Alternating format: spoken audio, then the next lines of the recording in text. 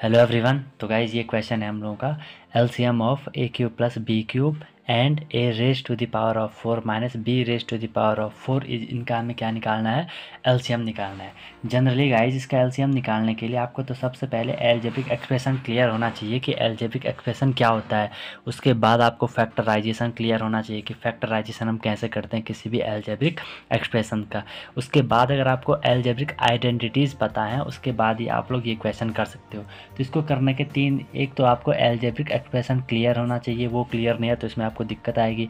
उसके बाद आपको जो एलजेब्रिक आइडेंटिटीज़ होती हैं वो आपको जैसे ए प्लस बी होल स्क्वायर है ना, a square plus b square, इस तरीके से जो भी वो सारी रहती हैं वो आपको क्लियर होनी चाहिए। उसके बाद आपको फैक्टराइजेशन करना आना चाहिए एलजेब्रिक एक्सप्रेशन का। उसके बाद आप ये क्वेश्चन कर सकते हो, ठीक है। अगर आपको इसमें एलजेब्रिक आइडेंटिटीज़ अगर आपको पता है तो आपको कोई दिक्कत नहीं आएगी। तो चलो देख लेते हैं। यहाँ पे मैंने ऑप्शन भी लिखे हैं क्योंकि एलसीएम वाले इस तरीके से क्वेश्चन अगर आप ऑप्शन की हेल्प से करोगे ज़्यादा बेटर होता है। बट हम एक बार पूरे कॉन्सेप्ट में आपको बताऊंगा कि यहाँ पे एक्चुअली होता क्या है।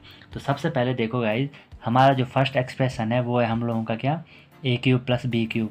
ये आपका A cube plus B cube, ठीक है।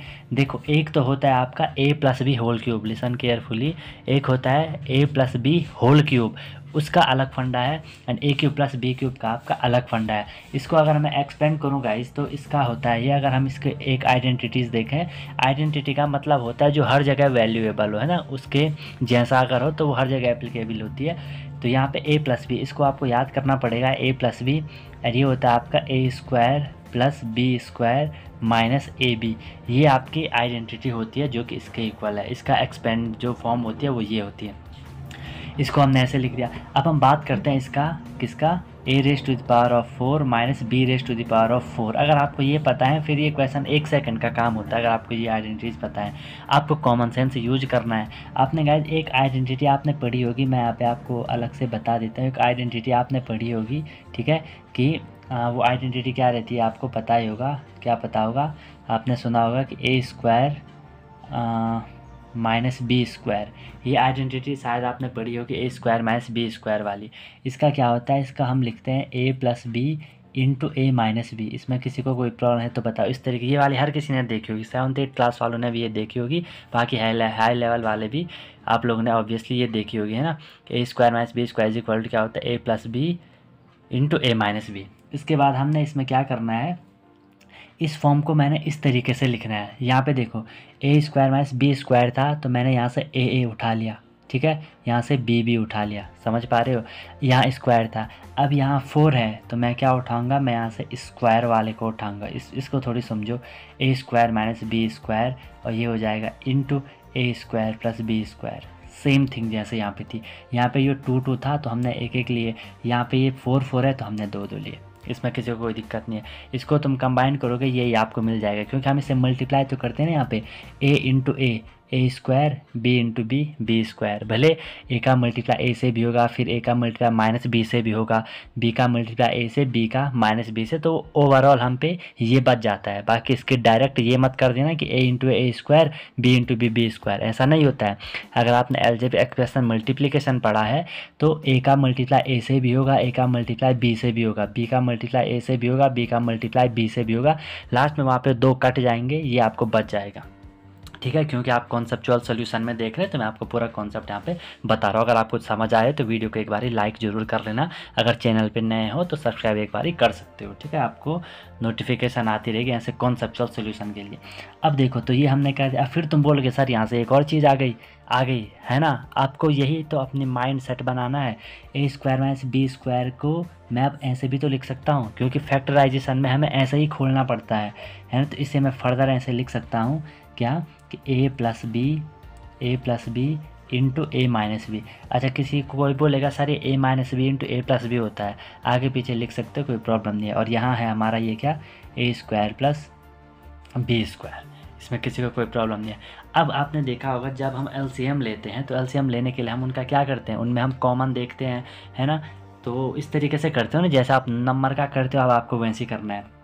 ध्यान से देखो, एक तो हमारा नंबर है, ये मानो पहले ये एक्सप्रेशन है, एक एक्सप्रेशन हमारा ये है, इन दोनों को हमने कंपेयर करना है क्या कॉमन है क्या नहीं है। यहाँ पे देखो ए प्लस बी जब कॉमन होता है तो हम यहाँ पे एक ले लेते हैं ना, हम इन दोनों में से एक ले लेंगे। ले लेंगे। अरे सेम थिंग ऐसे देखो, अगर मैं आपको बोलूँ कि एक है आपके पास 15, ठीक है, एंड एक है आपके पास क्या 5, तो हमने नहीं 5 नहीं, एक है आपके पास 9, तो हमने इनका एलसीएम लेना है। आप क्या करते हो, प्राइम फैक्टर करते हो, 15 के प्राइम फैक्टर करोगे 3 5 जा 15, 5 1 जा 5, 9 के प्राइम फैक्टर करोगे 3 3 जा 9, 3 1 जा 3। अब हम क्या करते हैं कि सर 3 यहाँ पे भी है, यहाँ पे भी है, 3 हमने दोनों में से एक ले लिया। अब यहाँ पे सिर्फ 3 है, तो ये अकेला वाला भी आपने ले लिया, एंड ये अकेला वाला 5 भी ले लिया, जो कॉमन थे उनमें से एक ले लिया। 3 4 9, 9 5 जब 45 इसका एलसीएम आता है। आई बात समझ में? ऐसे हम यहाँ पे कर रहे हैं, ये यहाँ पे भी है, यहाँ पे भी है, दोनों में से एक ले लिया।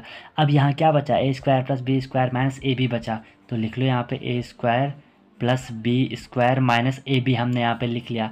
अब यहाँ क्या बचा फिर देखो, ये वाला तो यहाँ आ गया, ए माइनस बी बचा, और यहाँ पे क्या बचा, a square plus b square बचा। यहाँ तक बोलो, यहाँ तक किसी को कोई दिक्कत नहीं होगी।